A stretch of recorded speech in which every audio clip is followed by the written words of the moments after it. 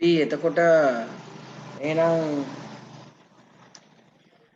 සාකච්ඡා කරමු. මේකේ තියෙන දේවල් එක එක්කෙනාට කියවන්න දෙමු. කියවන්න දීලා අපි බලමු මොනවද තියෙන වෙනස්කම් කියලා. ඌනන විභාජනය කියලා කියන්නේ ඌණයි කියලා කියන්නේ අඩු වෙලා යනවා කියන එක. තිබිච්ච වර්ණ දේහ සංඛ්‍යාව හරිය අඩක් බවට පත් වෙනවා. අනූනන විභාජනය කියලා කියන්නේ පොඩ්ඩක්වත් අඩු වෙන්නේ නැහැ කියන අදහස් තමයි එතෙන්දී තියෙන්නේ. එතකොට පුතේ අපි කියවන්න දෙමු මෙහෙම. උඩු සහ යටි ක්‍රමය නේද? අර සෞඛ්‍ය තියෙනවා වගේ තරංග සංවිධානයේ තියෙන්නේ. එෂන්දි කියන්න පුතේ වගුවේ ඌනන විභාජනයේ අංක 1 කියන්න. ඌනන විභාජනයේ අංක 1 කියන්න. සර් අවස්ථා දෙකකින් සමන්විතය. ඒක නිකන් රැප් එකක් කිව්වා වගේනේ පුතේ. අයින් කියන්න ආයිසරයක් කියන්න බලන්න පුතේ. සර් ඔව් කියන්න. කවුද? සර් මේ දැන් ආයෙ මම මොන පිටුවද කරන්නේ? 118 119. එෂන්දි කියන්න පුතේ ඌනනේ පළවෙනි එක විභාජන අවස්ථා දෙකකින් සමන්විතය. අන්න හරි. නයන්නත් තව ඔයාටම නේද? විභාජනයේ අවස්ථා දෙකයි. විභාජනය අවස්ථා දෙකයි. තේරුණා නේද? ඊට පස්සේ අපි පල්ලෙහැම්ම ඉන්නේ පුතේ යශෝද්‍ය දැන් ආවේ යශෝද්‍යට කියන්න බැරි වෙයි. හෂේන්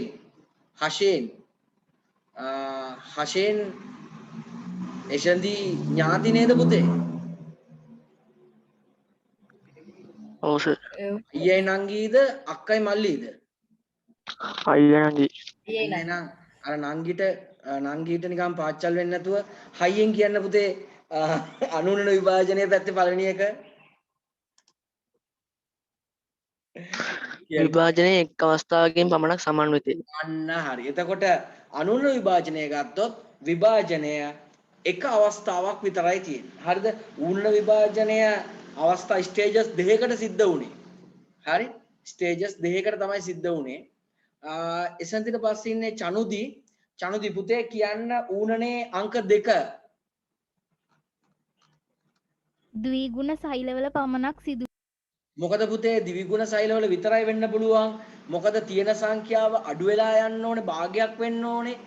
තනි වර්ණ දේහයක් විතරක් තිබිලා ඒක දෙකට මැද්දෙන් කැඩලා යන්න විදියක් නැහැ. ඉතින් ඒකින්ද පුතේ මතක තියාගන්න ද්විගුණ සෛලවල විතරයි මේ ක්‍රියාවලිය වෙන්න පුළුවන්. හරි? පිටු මොකද සර්? පිටුව 118 119. වරක් කළාම මොහොම තමයි. යශෝද්‍ය දැන් කියන්න පුළුවන් පුතේ. යශෝද්‍ය ඔයා කියන්න පුතේ අනුනන විභාජනයේ තියෙන එක කියන්න. අනුනන විභාජනයේ පැත්තේ තියෙන එක.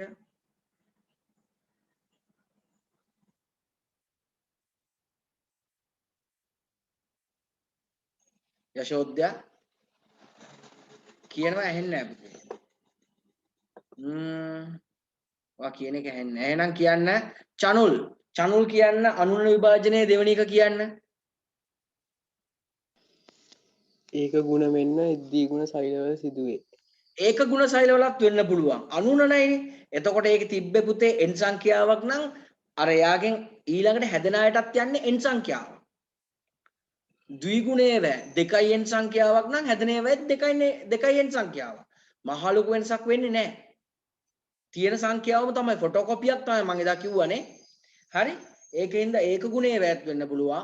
ද්විගුණයේ වේත් වෙන්න පුළුවන්. ගගනි කියන්න පුතේ ඌනන විභාජනයේ අංක 3 කියන්න. ඌනන විභාජනයේ අංක 3 කියන්න.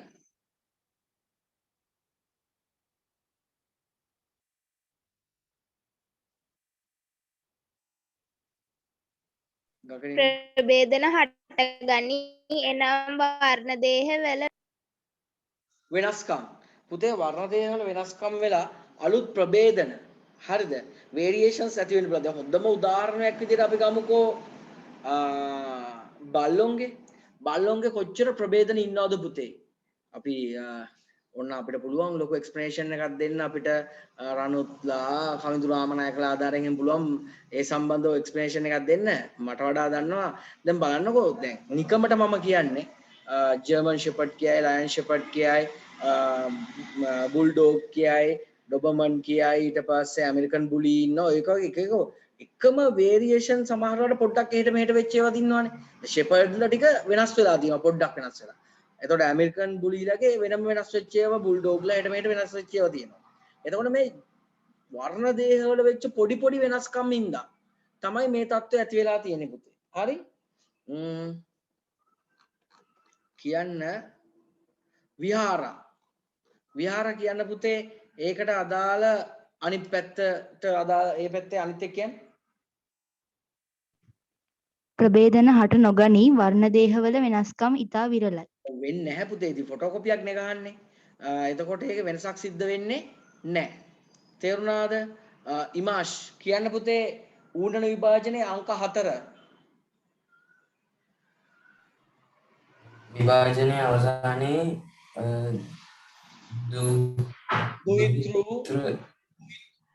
දුහිතෘ සෛල 4ක් සෑදී. ඔව් ඌණන විභාජනයේදී මාතෘ සෛලයට වඩා හාත්පසින්ම වෙනස් සෛල 4ක් හට ගන්නවා. තේරුණාද? හාත්පසින්ම වෙනස් සෛල 4ක් හට ගන්නවා. කියන්න පුතේ උමේෂිකා කියන්න පුතේ ඒකට අදාළ අනිත් පැත්තේ තියෙන එක දුහිතෘ සෛල දෙකක් සෑදී. දුහිතෘ සෛල දෙකක් හැදෙන්නේ. ෆොටෝකොපි දෙකයි ගහන්නේ. තේරුණා නේද? කවිතුනාමනායක කියන්න පුතේ අංක 5 ඌණනේ මාතෘ සෛලයේ වර්ණ දේහ සංඛ්‍යාවක් අඩක් ද්විතෘ සෛලයට ලැබේ. ඔව් එතකොට දැන් උදාහරණයක් විදියට වර්ණ දැන් අපේ ඇඟේ සෛලයක තියෙන්නේ වර්ණ දේහ 46 නම් ශුක්‍රාණු සෛලයකට යන්නේ පුතේ කොච්චරයිද ඒකෙන් 23යි යන්නේ. මම ගිය සතියේ බෝඩ් එකේ ඇඳලා පෙන්නුවා නේද? හරි. ඒ කවිෂ්ක ගිම්සර් ගිය සතියේ හිටියද මට මතක නෑ. අලුතෙන් ආපු ළමයාද කියලා මම තාම තියලා තියෙන්නේ එළියෙන්. එහෙම කෙනෙක් හිටියද පුතේ කාටවත් මතක නැද්ද ගිය සතියේ? මම නමක් කියනවා මතක නෑ. හරි. කියන්න පුතේ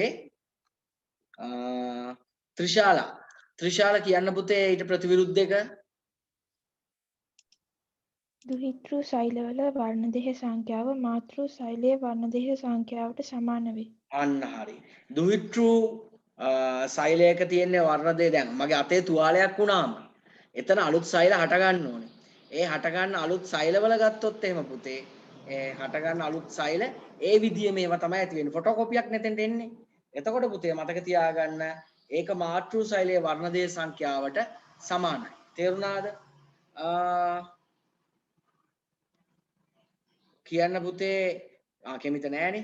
කෝෂිත කියන්න පුතේ ඌණන විභාජනයේ අන්තිම අංක 6 කියන අන්තිම කාරණාව. දුහිතෘ සෛල මාතෘ සෛලයට සමාන නොවේ. එහෙමනම් සමාන නෑ කවදාවත්. තේරුණාද? ඕගොල්ලෝ තාත්තා වගේ 100%ක්ම සමාන නෑ. දුවල අම්මා වගේ 100%ක්ම සමාන නෑ. දුව නම් අම්මා වගේමයි කිව්වට 100%ක් එහෙමයි නෑ. පුතා නම් තාත්තා වගේමයි තාත්තයි කපාපු පළුව එහෙම කිව්වට එහෙම නම් නෑ. තේරුණා නේද? හරි. කියන්න පුතේ තෙවමික කියන්නේ ඊට ප්‍රතිවිරුද්ධ එක පුතේ. දුහිතෘ සෛල මාතෘ සෛලයට සෑම අතින්ම සමාන වේ. එතකොට දුහිතෘ සෛල ගත්තාම මාතෘ සෛලයට සර්ව සමයි. අතේ තුවාලයක් වුණාම මෙතන හට ගන්න සෛල එතන තියෙන සෛල වගේම තමයි. තේරුණාද? චමත් කොට්ටාව මෙයා අපේ පන්තියේ චමත් දන්නේ නැහැ නේ පුතේ. චමත් කියලා හරියට මේව කළාත් නැහැ. නිකන් ඒක චණ්ඩියෙක් වගේනේ පුතේ. එහෙම දැම්මාම නිකන්. මා කඳුරේ මදුෂ් චමත් කොට්ටාවේ චමත් පුතේ මේ කෝ අපේ චමත්ගේ යාළුවෝ ඉන්නව නේද මේ ඒ චමත් දන්නේ නැහැ නේ. ඔයගොල්ලෝ අහන්නකෝ. බය හිතෙනවා පුතේ එකපාරට වෙඩිවත් තිබ්බොත් එහෙම ඇවිල්ලා නේද? හරි. එතකොට මතක තියාගන්න ඔන්න ඌණන විභාජනයේ අන්න විභාජනයේ වෙනස්කම් විශාල ප්‍රමාණයක් දීලා තියෙනවා. විශාල ප්‍රමාණයක් දීලා තියෙනකොට ඔච්චර සංඛ්‍යාවක් මතක තියාගන්න ඕනේ. අඩු ගානේ කාරණා දෙකක් මතක තියාගත්තා නම් ඇති. ඌණනේ පැත්තට මතක තියාගන්න සාමාන්‍යයෙන් මෙහෙම දෙයක්. නව ප්‍රභේද හටගනි. අනුණනේ පැත්තට නව ප්‍රභේද හට ගැනීම සිදු නොවේ. ඊට පස්සේ දාන්න පුළුවන් ඌණනේ පැත්තට වර්ණ දේහ සංඛ්‍යාව හරි අඩක් බවට පත් වේ. අනුණනේ පැත්තට දාන්න පුළුවන් වර්ණ දේහ සංඛ්‍යාව නියතව පවතී. හරි. ඊළඟට දාන්න පුළුවන් ඌණනේ පැත්තට දුහිතෘ සෛල මාතෘ සෛලයට සමාන නැත. එතකොට අනිත් පැත්ත දාන්න පුළුවන් දුහිතෘ සෛල මාතෘ සෛලයට සර්ව සම වේ කියලා දාන්න පුළුවන්. හරි. පුතේ දිනේ දාන්න මොකුත් මං අන්තිමට දීන නෝට් එක පොඩ්ඩක් මට කියන්න පුළුවන් කවුරු හරි මොකක්ද අන්තිමටම ලිව්වේ කියලා. ඌනන විභාජනයේදී පළමු ඌනන පළමු ඌනන විභාජනය තිබ්බ ඌනන ඒ විභාජනය කියන්නේ ඡේදයන් දීලා තියෙන්නේ නේද? ඊට පස්සේ ඌනන විභාජනයේ වැදගත්කම් 32 දීලා නැද්ද පුතේ? ඒ දෙක ලියන්න කියලා තියෙන්නේ නේද? හරි. එහෙනම් දිනේ දාලා තරුවක් දාන්න. දිනේ දාලා තරුව වෙන පාටකින් දාන්න. අර කොට්ටාවේ චමත් පුතේ මේ කවුද රවින්දු ඔයගොල්ලෝ යාළුවද පුතේ?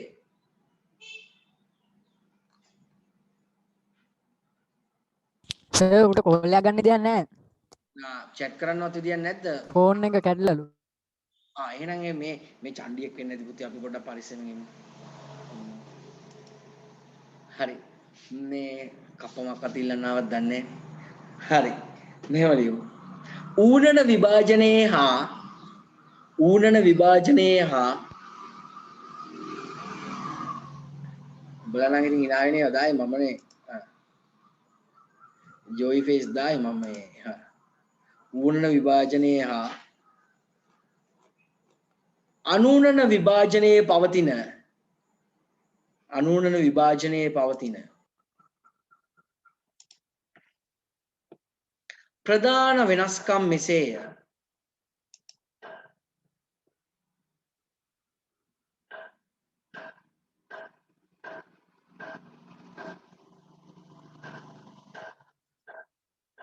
ප්‍රධාන වෙනස්කම් මෙසේය.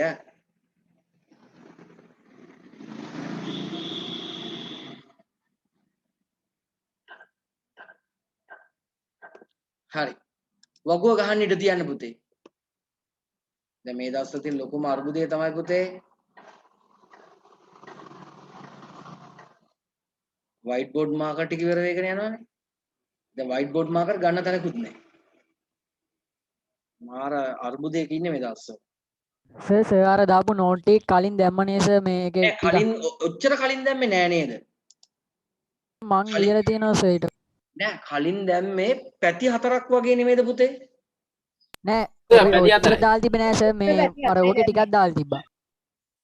පොඩකිනකෝ මට මතකයිනේ මම මුලින්ම දැම්මේ පිටු 4ක් වගේ නෙමෙයි දැම්මේ. ඔව් සර්. ඔව් සර් පිටු 4යි. දැන් අද මං හිතන්නේ ඊට වඩා දාලා තිබ්බ නේද?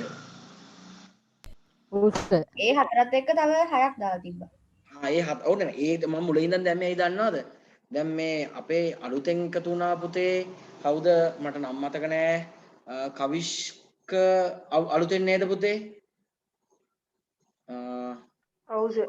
ඔව් මට නම් මතක නැතු මම ඔයාලට ටිකක් එළිනුත් තිබ්බා. ඔයාලට වීඩියෝ එක අප්ලෝඩ් කරාම බලා ගන්න පුළුවන්. ඊට පස්සේ තව කවුද පුතේ අලුතෙන් මේ කෝකිල අලුතෙන් නේද පුතේ? ඔව් සර්. ටිකක් එළියෙන් තියන්න උනා. මේ පුතේ ඒගොල්ලොන්ටත් එක්ක තව ගිය සතියේ මොනවා හරි ඊට කලින් මොනවා හරි මේක බලා ගන්න බැරි වෙච්ච අය එහෙම ඉන්නවා නම් ඒගොල්ලෝ වෙනුවෙන් තමයි මම මුලින් ඉඳන් දැම්මේ. එතකොට දැන් ඒ කෙමිස්ට්‍රි පුතේ ඒ රසායන විද්‍යාව මම මුල ටික නම් ලියලා ඇති සමහරු. සමහරු මොකක්වත් ලියලා නැතුව ඇති. මෙහෙම එකක් තියෙනවා පුතේ ලියලා තිබ්බොත් ඕගොල්ලන්ට ලේසි. අද මම ටිකක් සාකච්ඡා කරන්න. නැත්නම් තව සෙෂන් දෙකක් මොනව කරන්නද? නේද?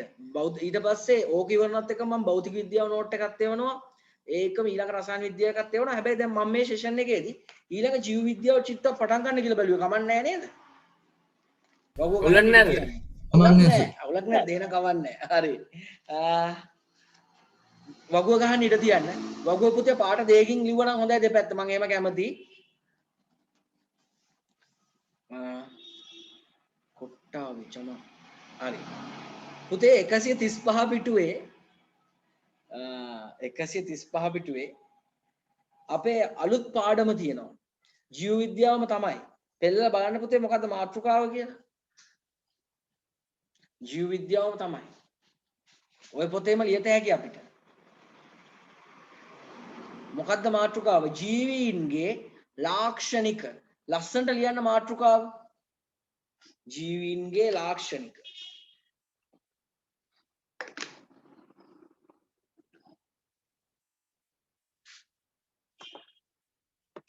කොහොමද සනුක එහෙම නෑනේ.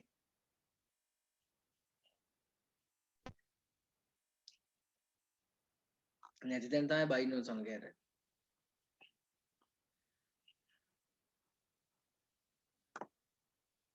හරි.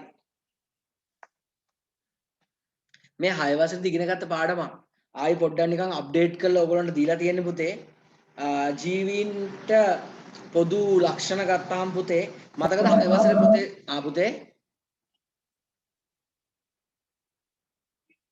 කියන්නේ ජීවීන්ට පොදු ලක්ෂණ ගත්තාම පුතේ සාමාන්‍යයෙන් අපි දන්න දේවල් තමයි එයා වර්ධනය වෙනවා, ශ්වසනය කරනවා, ආහාර අවශ්‍යයි, ඊට පස්සේ බහිස්රාවී ද්‍රව්‍ය පිට කරනවා, ප්‍රජනනය කරනවා, සංචරණය කරනවා, එක්ක චලනය වෙනවා.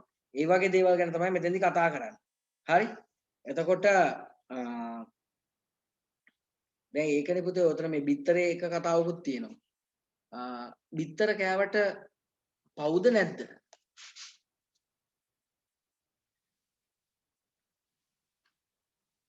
බිත්තර කෑවට පවුද නැද්ද?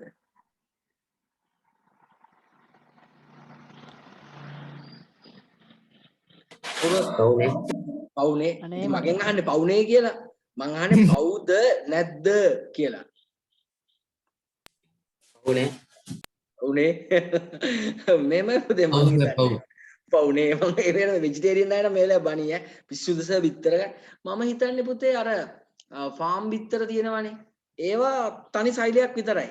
ඒක ෆර්ටයිල් වෙලා නැහැ. ඩිම්බ සෛලයක් විතරයි ඒක. ඒක සුක්‍රාණු වලින් සංසේචනය වෙලා නැහැ. පැටියෙක් එකේ නැහැ. එතකොට ඉතින් ඒක කෑවට එහෙම පව් කියන එක පිළිබඳ ප්‍රශ්නයක් නෑ මං හිතන්නේ. ෆර්ටයිල් වෙච්ච එකක් නම් ඉතින් එතන ජීවියෙක් ඉන්නවා. හරි?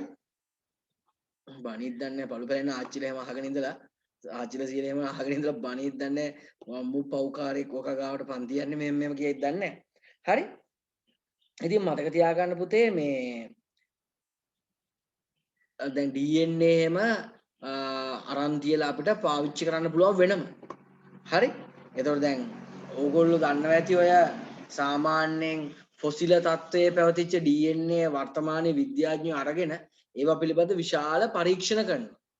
ඒ පරීක්ෂණ වලින් ඒගොල්ලෝ උත්සාහ කරන්නේ අලුත් ජීවීන්ට ඒවා බද්ධ කරලා එහෙම ඒ ලක්ෂණ ගන්න පුළුවන්ද කියලා බලන්න. ඉතින් අපි බලමු මොනවද මේ ජීවීන්ගේ ලක්ෂණ කියලා බලන්න 136 පිටුවේ ජීවීන්ට පොදු පිළිගන්න පුළුවන් ලිස්ට් එකක් දීලා තියෙනවා. පළවෙනි එක තමයි ශෛලීය සංවිධානය. අපේ සෛල හැදිලා තියෙන යා සංවිධානයකට. දූරාවලියකට, හයිරාකි එකකට. හරි? සෛල එකතු වෙලා පටක හැදෙනවා, පටක එකතු වෙලා අවයව හැදෙනවා, අවයව එකතු වෙලා පද්ධතිය හැදෙනවා, පද්ධතිය එකතු වෙලා පුතේ ජීවිය හැදෙනවා. ඊළඟට පෝෂණය ගැන කතා කරනවා. ඊළඟට උද්දීප්තතාවය හා සමායෝජනය.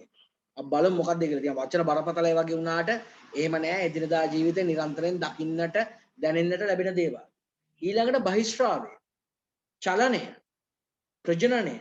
ප්‍රජනනය කියවම සමහර දරුවෙන් ලැජ්ජ වෙලා හැඹරලා බිම ඇදගෙන වැටෙන එකපාරට 13 පාඩමද කොහෙද ප්‍රජනනය බලමු අපි තනිකර ඉගෙන ගන්න තියෙනවා. වර්ධනය හා විකසනය. වර්ධනය හා විකසනය. හැබැයි දැන් වර්ධනය කියන එක අපි පොඩ්ඩක් මේ පාඩමේදී ඉගෙන ගත්ත නේද බලන්නකෝ. ඕනනම් පිටු දෙකක් විතර පෙළලා බලන්න. වර්ධනය කියලා කොටසක් ශෛලීය වර්ධනය ඉගෙන ගත්ත නේද අපි? ඔව් සර්. ඔව් සර්. එහෙම ඒක පෙරලන්න තරම් වෙලාවක් නැතුව ඇති කියලා මට හිතෙනවා ඔව් කියපු විදියට එහෙමවත් මතක් වෙච්ච එක හොඳයි අඩු ගානේ. අනිත් අය පෙරලලවත් බලන්න එහෙම එකක් කළා. පුතේ පොඩ්ඩක් උනන්දු වෙලා වැඩ කරන්න කට්ටියම මට දැනෙන දේ තමයි පුතේ මේ යන රටාවත් එක්ක දරුවන්ගේ උනන්දුව කියන එක ගිලිහෙනවා පුතේ. මේ යන රටාවත් එක්ක දරුවන්ගේ උනන්දුව ගිලිහෙනවා. එහෙම පුතේ අතාරින්න එපා. අතාරින්න එපා. අවුරුදු උත්සවවල කඹ ඇදලා තියෙනවද පුතේ? අවුරුදු උත්සවවල කඹ ඇදලා තියෙනවද? ෆ්‍රේස් හෑන්ඩ් දාන්න කඹ ඇදලා තියෙනවද?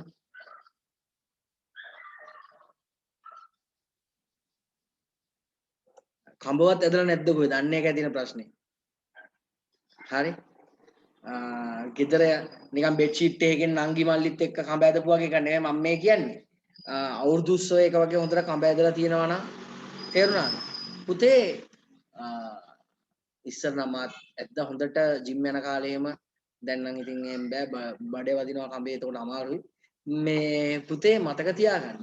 කඹ අදිනකොට දෙපැත්තෙම එක අවස්ථාවකට ආවොත් බල සමතුලිතතාවයකට ආවොත් දැනෙනවා පුතේ අතට විශාල අපහසුතාවයක්. ආතතිය. ඒ වෙලාවට සෑම ක්‍රීඩකයෙක් තුළම ඇතිවෙන හැඟීම තමයි කඹේ අතාරින්න ඕනේ, බලය මුදා හරින්න ඕනේ. ඒ වගේ අදහසක් තමයි එන්නේ පුතේ. තේරුණාද? ඒ වගේ අදහසක් තමයි එන්නේ. හැබැයි ඒ වෙලාවට අපි බලය මුදා හැරියොත් අපි මොකද වෙන්නේ පුතේ? අපි පරාද. අපිව මොකද වෙන්නේ? ප්‍රතිවාදීන්ගේ පැත්තට අපි ඇදිලා යනවා පුතේ. ඒ වෙලාවට තමයි තව ටිකක් ග්‍රහණය කරගෙන ඒක තද කරන් ඉන්න ඕනේ. බලය රැකගෙන ඉන්න ඕනේ අවස්ථාවේ. තේරුණාද? ඒ වගේ පුතේ මේ ඉගෙන ගැනීමත් ඇත්තටම දැන් මේක නම් සමහර ළමයින්ට එපා වෙලා ඇති මේක. ඉස්කෝලේ උදේ පටන් ගත්තාම හවස වෙනකන් තියනවා. ඊට පස්සේ අපි පන්ති ගන්නවා, අර වැඩ තියනවා, මේ වැඩ තියනවා, මේ ලැප් එක ස්ක්‍රීන් එක දිහා හරි ටැබ් එක දිහා හරි ෆෝන් එක දිහා හරි බලාගෙන ඉඳලා එපා වෙලා තියෙන්නේ. ගෙදරම ඉන්නේ, අම්මලා තාත්තලාත් බයිනවා. එකම සීමාවක එකම රාමුවක කොටු වෙලා ඉන්නේ නේද? ඉතින් පුතේ කොහොම හරි මේ වෙලාව වැඩි S දෙයක් ගන්න නේද? ඔව් දැන් නම් මගේ ටිකක් ඇස් දෙකන අමාරු ගතියක් මටත් දැනෙනවා. මේවට වෙනම මම හිතන්නේ මේ ඇති නේද මොනවා හරි ස්පෙක්ස් ඇති නේද මොනවා හරි. තියෙනවා. මොනවද පුතේ? ඒකනේ කියන්නේ ප්‍රොටෙක්ටිව් ස්පෙක්ස් ද මොනවා හරි. මේකේ ඉන්ටර්නෙට් වල එළියට ගියාට පස්සේ මොකක්ද? ඔව් දැන් මේක දැන් ප්‍රොටෙක්ටිව් වෙන්න දෙයක් නෑ දැන් නේද පුතේ? දැන් වෙලා ඉවරයි මං හිතන්නේ ඇස් දෙකට. මොකක්ද මේක නම? ඔයා දාන්නේ ඒ දෙකක්ද මේක? නෑ සර් දැන් මේකටම හදලා තියෙනවා සර් ඒක නම් මතක නෑ. හරි. එතකොට පුතේ නෑ ඇත්තටම ඉතින් තව ටික දවසකින් ඉතින් ඇයි එතකොට දැන් මේක ලැප් IKEA දාන්න. අනේ මේකක් ඔයාලා දාගන්න ඕනේ. ඇත්තටම ඇස් වලට අමාරුයි නේද? ඉතින් පුතේ මතක තියාගන්න කඹේ මුදා හැරියොත් එහෙම එදාට ඔයා පරාදයි. ඒ වගේ තමයි මේ වෙලාවේ සටන අතහරින්න එපා. අධ්‍යාපනය කියන සටන අල්ලගෙන ඉන්න. තදින් අල්ලන් ඉන්න. මේ වෙලාවේ සටන අතහැරලා එළියට යන දරුවෝ අනාගතයේ මොන අය වෙයිද කියන්න බෑ පුතේ. තේරුණාද? මොකද මේ වගේ වසංගත තත්වයකින් එහාට යනකොට ලොකුවට සල්ලි හම්බ කරන්න ජොබ් ඒවා ගැන හිතන්න එපා. අධ්‍යාපනය තමයි තියෙන හොඳම මාර්ගය ඉස්සරහට. ඒකින්ද උනන්දුවෙන් වැඩේ කරගෙන යන්න. හරි? මාතෘකාව ලිව්වද හැමෝම ලස්සනට? පොඩ්ඩක් ලියමුද නෝට් එක? අර කුට්ටාව චමත් ඇවිල්ලා ඉන්නවා මොකද කරන්නේ කියලා මම කල්පනා කරේ. කුට්ටාව චමත් නාවල නිහා මාකඳුරේ මදුස් කඩුවෙල උරුජුව සද්ද දැම්මොත් ගිහිලා ගහන්න අවුලන්නේ. චමත් කියලා දාලා නැහැ නේ ඒක CHMATH. අපි ලියමු මෙහෙම. කවුද රවිඳුලාට කිව්වනේ නිකන් යාළුවද කියලාත් බලන්න කියලා. මාර යාළුව ඈ.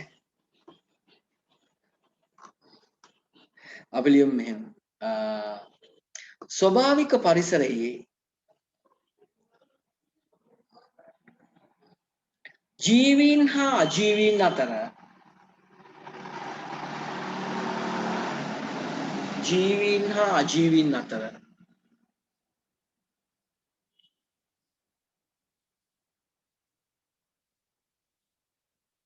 දක්නට ලැබෙන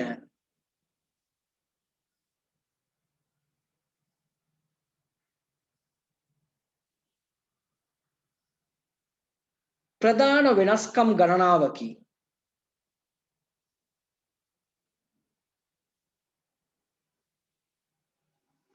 Excuse me sir.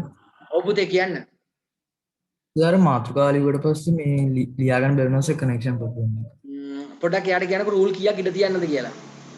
රූල් දෙකක් ඉඳ තියලා ලියමු පුතේ ආ. එකයි සර්. අපි ලියමු මෙහෙම. චමත්. කවුරුහරි කිව්වා චමට නම වෙනස් කරන්න කියලා. චමත් එයිනේ අතුරට පොඩ්ඩක් ඉන්නකො. මෙහෙම ලියමු. මේ චමත් වේටින් රූම් හිටියද පුතේ?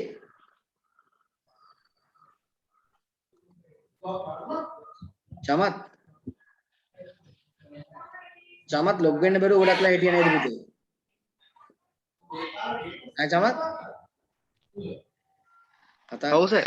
ඔව් ඒක තමයි. මොකද්ද මේ අර චමත් කොට්ටාව කියලා දාලා තිබ්බනේ මේගොල්ලෝ කියනවා මේ එහෙම එක්කෙනෙක් පන්ති නෑ ගන්න එපා කියලා මේ මං කව අපේ පන්තියේ චමත්ද දන්නේ නැහැ මම රවුදුගුණුත් ආව චමත්ද දන්නේ නැහැ කියලා.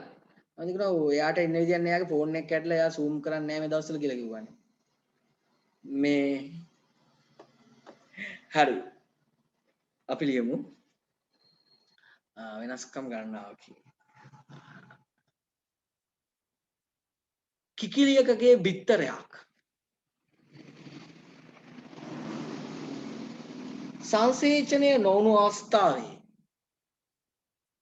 සංසේචනය නොවුණු අවස්ථාවේ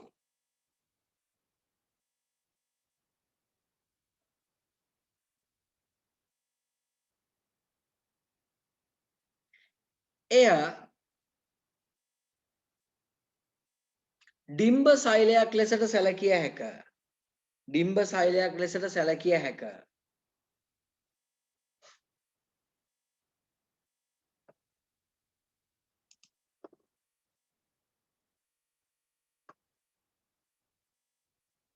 එය ඩිම්බ සෛලයක් ලෙසට සැලකිය හැක.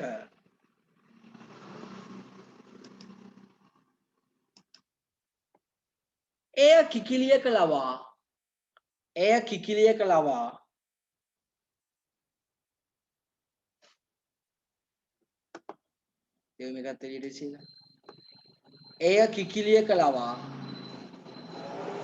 රැක්කවීම සිදු කළහොත්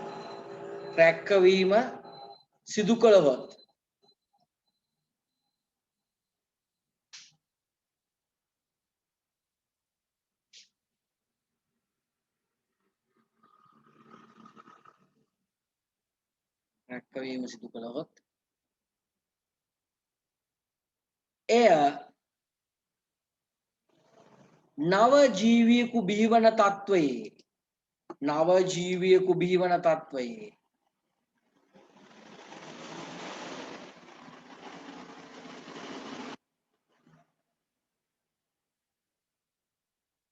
නව ජීවියෙකු බිහිවන තත්වයේ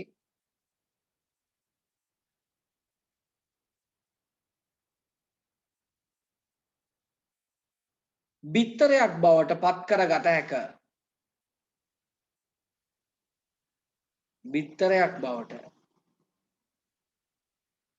කරගත හැක.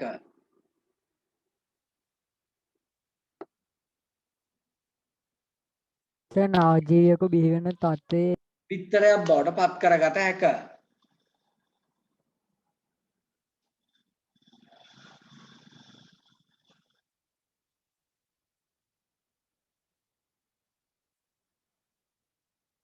හරි නේද?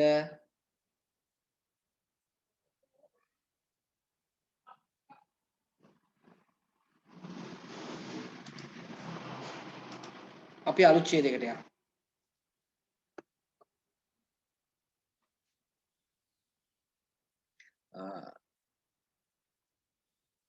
පෘථුවියෙන් නෂ්ට වී ගිය තේම මේක ඉඳ තියාගන්න වේ පුතේ එක්ක මේ කොටස තව චුට්ටකින් ඉවරයි මම ඉන්න. පෘථුවියෙන් නෂ්ට වී ගිය ජීවියෙකුගේ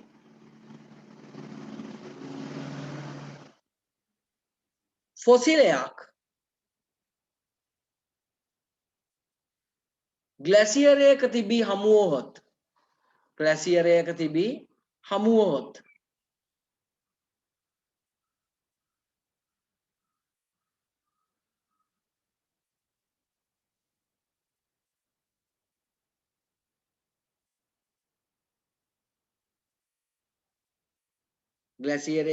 හමුවහොත්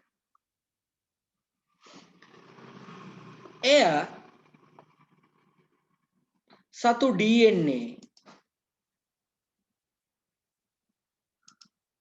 වෙන්කොටගෙන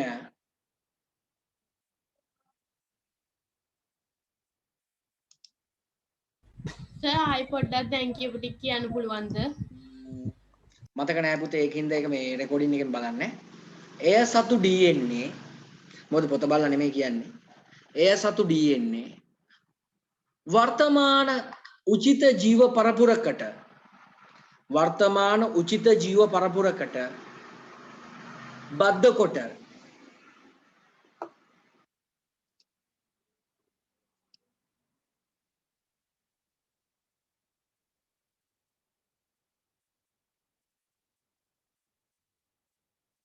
පරපුරකට බද්ධ කොට නව ජීවීන් බිහි කර ගැනීමේ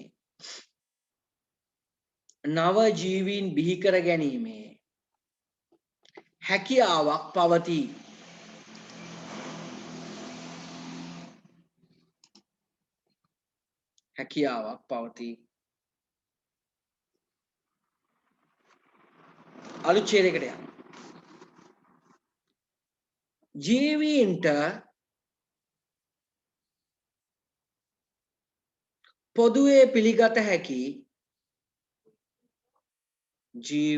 පොදුවේ පිළිගත හැකි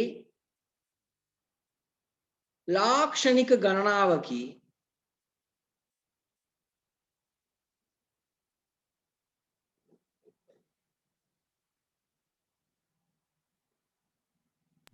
පිළිගත හැකි ලාක්ෂණික ගණනාවකි පුතේ 136 පිටුවේ පුංචි කොටු තියෙනවා නේද 8ක්.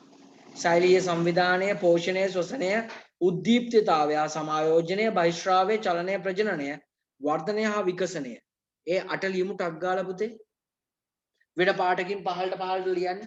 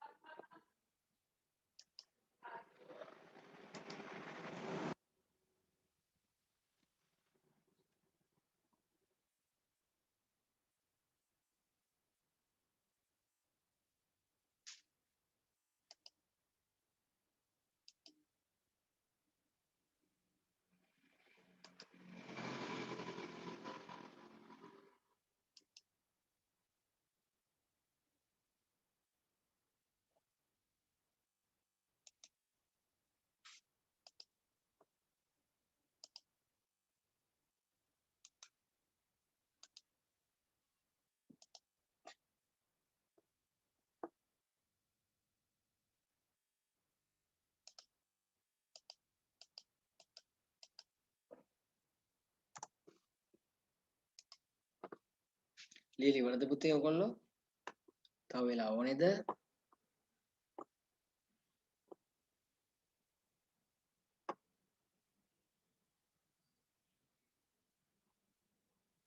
ලියලි ඉවරයි සර්.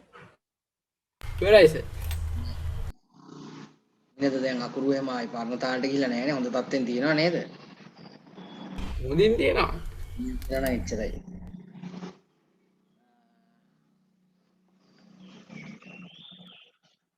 හරි.